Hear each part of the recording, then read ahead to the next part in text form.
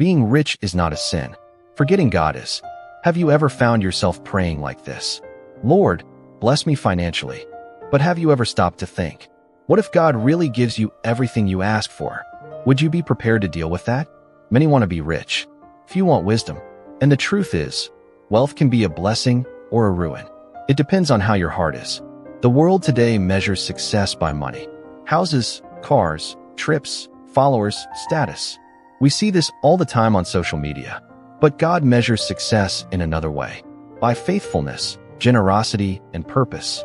For the love of money is the root of all evil, and some in their eagerness for it have wandered from the faith and pierced themselves with many pains. 1 Timothy 6 verse 10. Pay attention.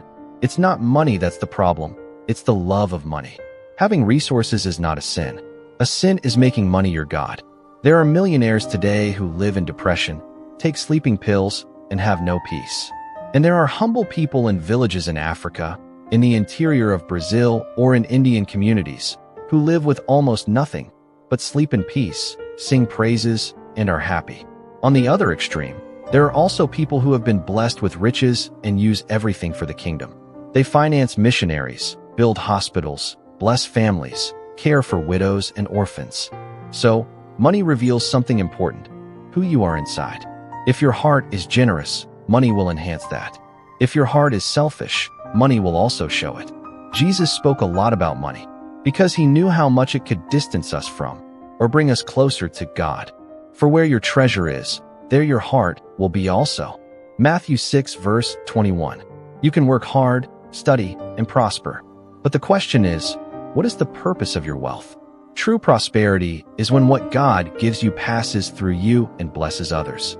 Honor the Lord with your wealth and with the first fruits of all your produce, and your barns will be filled with plenty. Proverbs 3 verses 9 and 10.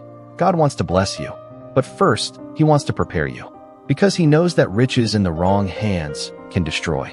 How to grow with financial and spiritual balance. Pray before spending. Learn to consult God in your decisions. Tithe and offer with joy, not out of fear, but out of gratitude. Help those in need, even when no one is looking. Plan and save. Prosperity is also organization.